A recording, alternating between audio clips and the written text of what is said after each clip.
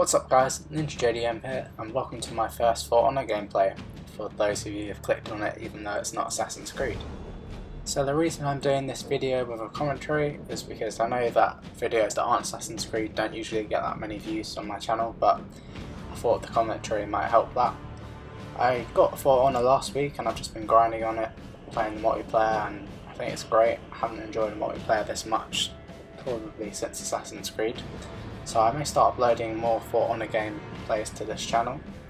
So in this video I'm just going to be talking about the gameplay itself and explaining a few things to those of you who don't have For Honor and don't know what anything means, so you know what's going on.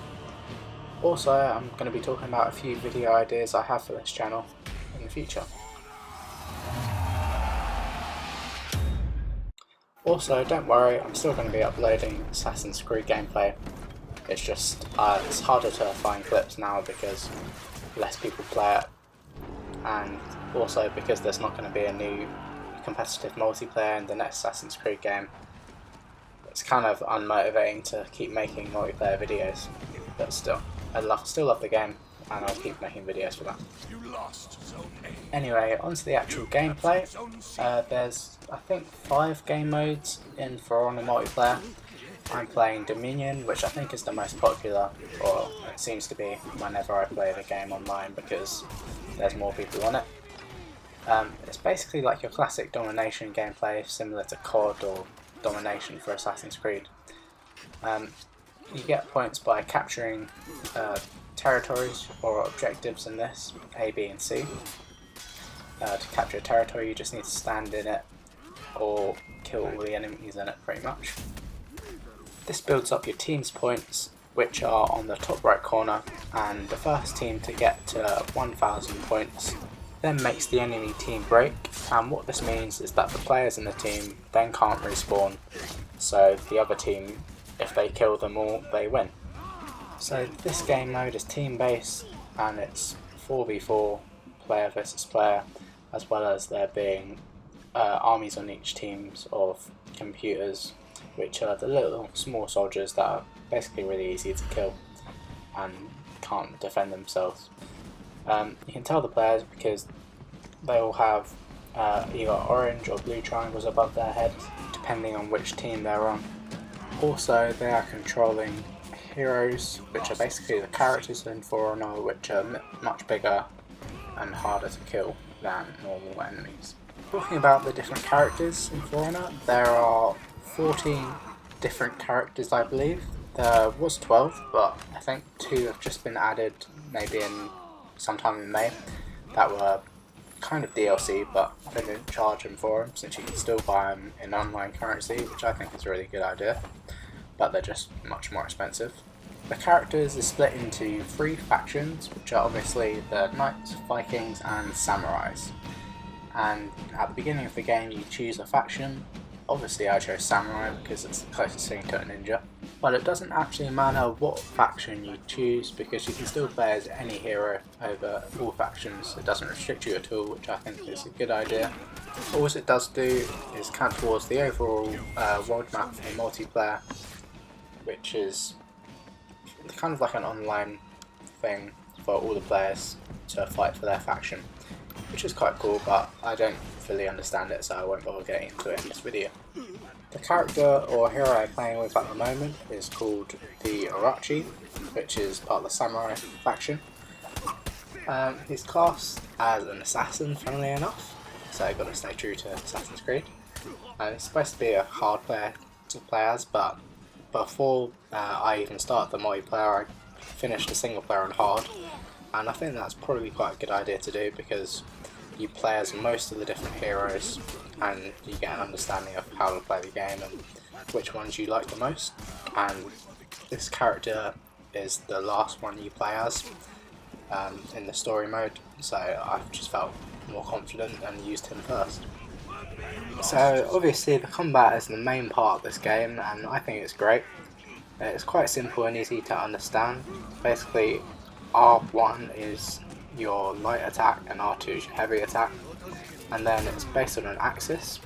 So when you lock onto a player, which is L2, you get like 3 pointers and you can either attack in one of those three directions, top, left or right, and it's basically about trying to get past the other player's defense as they're guarding it, or just blocking their attacks and parrying and etc. And the characters all actually affect this quite well because of their different specific skill sets.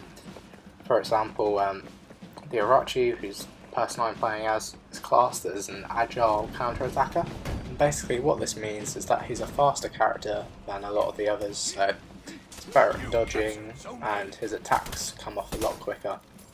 However, this is balanced out quite well because his attacks are a bit lighter, so they don't inflict as much damage as some of the other players. So this means that if, for example, another player is using a character which is slower but his attacks are more powerful, then it could take less attacks for them to kill you. And yeah, I think the combat in this game is just really good, and obviously the characters count towards it a lot. Because they do take quite a while to master or get good at. If you do want to switch characters, you can't just expect to be amazing at one character and then straight away be great at another, because even though you may choose a character that's got a similar playstyle, they also have different combos, and if you do choose a completely different character, then you'll need to get used to the speed of their attacks and range and etc.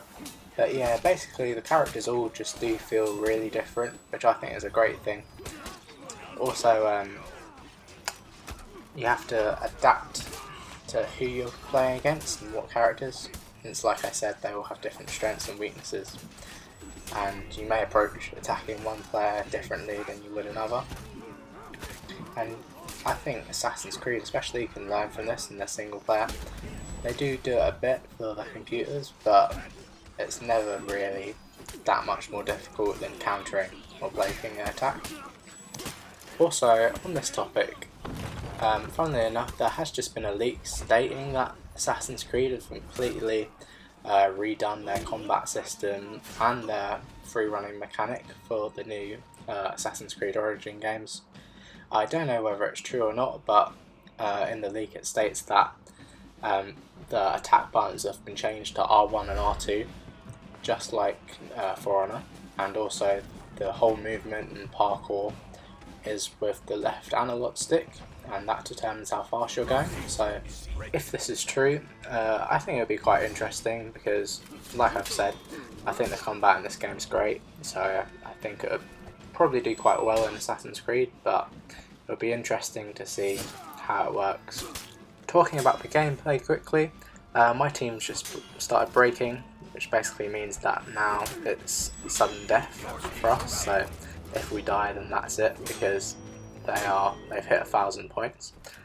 However, we can still stop this by rallying, which is basically when we capture territories back and make them lose points and go under 1,000. But as you can see, now all of the players on my team's names are on the right, so if we die, then we can't respawn.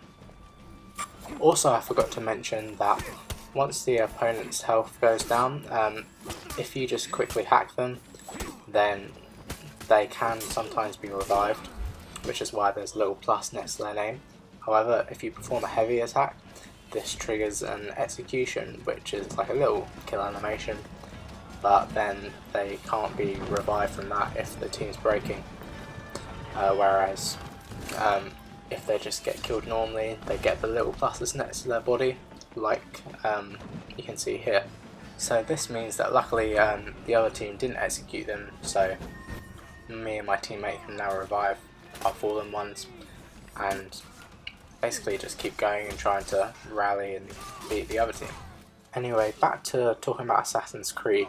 Let me know what you guys think in the comments about if Ubisoft are changing the combat system, and if that leap was true to it being something like For Honor's combat. I personally think it would be quite good, because the combat in this game is a lot more challenging than Assassin's Creed.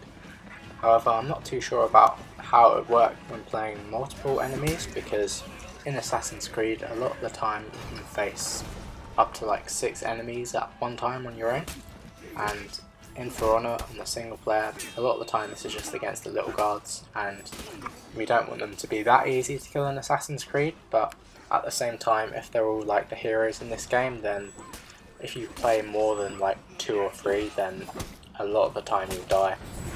Especially when you're playing players in this game, because you'll just get like hacked to death. But in the single player you do play against multiple heroes at one time, so we'll see if it works or not.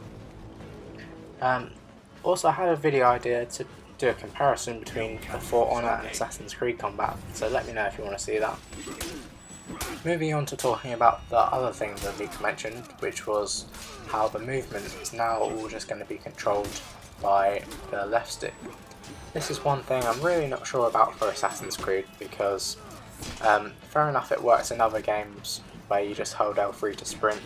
However, I think that won't really work for parkour, which I think if they choose to take that out of Assassin's Creed, that will obviously be bad, because that's one of the main parts of it.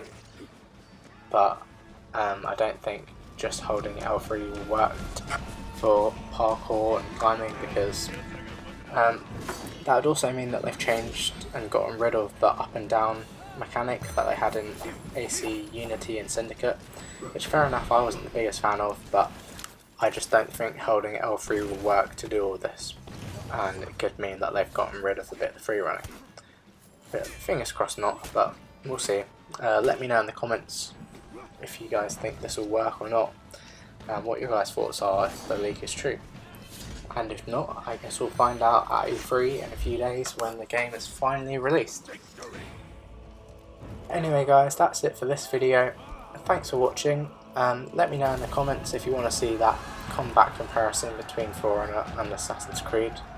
Also let me know about what you think about if the combat and free running is going to be different. I'll put the link for the leak in the description.